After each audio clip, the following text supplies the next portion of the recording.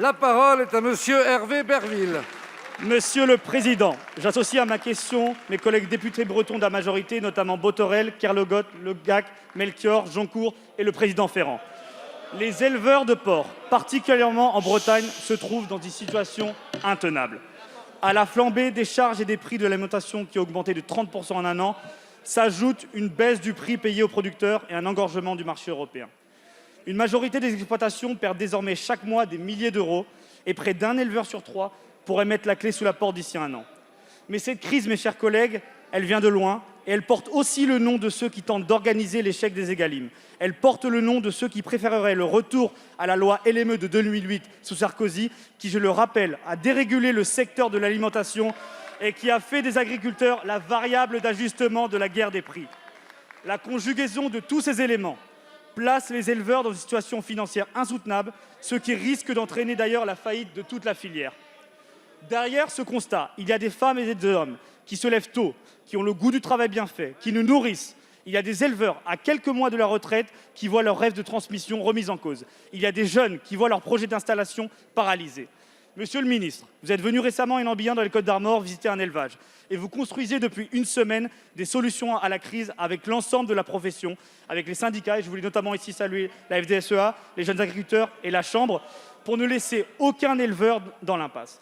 Votre écoute et votre travail se sont concrétisés par la présentation hier d'un plan de 270 millions d'euros comprenant des aides d'urgence, mais surtout des mesures permettant une application stricte des lois Egalim. Les Egalim, qui étaient un engagement fort du président Emmanuel Macron, est le seul moyen de garantir notre souveraineté alimentaire et de faire en sorte que les agriculteurs soient payés au juste prix. C'est la mère des batailles, sortir de la loi du plus fort, de la loi du prix le plus bas. Alors, monsieur le ministre, nous comptons sur vous pour détailler ici le plan d'urgence et réaffirmer votre ambition pour la filière porcine française. Je vous remercie. Merci, monsieur le député. La parole est à monsieur Julien Denormandie, ministre de l'Agriculture et de l'Alimentation. Merci beaucoup, Monsieur le Président. Mesdames et Messieurs les députés, Monsieur le député Hervé Berville, vous avez raison, il y a aujourd'hui une crise inédite dans le secteur porcin et face à cette crise inédite, nous devons mettre en place un plan d'urgence et surtout une mobilisation de tous. D'abord, une crise inédite, figurez-vous, Mesdames et Messieurs les députés, que c'est pas loin de 30% de nos éleveurs qui pourraient fermer dans les 12 à 18 prochains mois si rien n'était fait, du fait d'une augmentation d'un côté des charges et de l'autre côté d'un cours du porc structurellement bas et qui ne cesse de décroître. Alors oui, il faut un plan d'urgence et à la demande du Premier ministre, j'ai annoncé hier un plan d'envergure de près de 270 millions d'euros pour venir épauler les jeunes agriculteurs, les éleveurs des territoires, toutes celles et ceux qui subissent ces conséquences et dont la pérennité même est aujourd'hui menacée.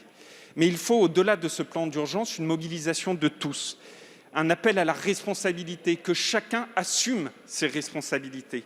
Aujourd'hui, on le sait, la loi Egalim 2, elle doit être appliquée par tous. Et le gouvernement sera intransigeant, tolérance absolument zéro avec toutes celles et ceux qui n'appliquent pas la loi Egalim 2. Alors j'entendais ici dire oui, mais cette loi Egalim 2, elle ne marchera pas. Cette loi Egalim 2, elle a 3 mois, mesdames et messieurs les députés. Cette loi Egalim 2, elle vient réparer ce qu'en 2008 vous avez fait et certains ici déplorent les conséquences dont ils chérissent les causes. C'est cela la réalité. Donc oui, nous allons nous battre pour que cette loi Egalim 2, elle soit mise en place et que tout le monde assume ses responsabilités. Je voudrais à mon tour saluer le soutien de beaucoup de parlementaires de cette majorité.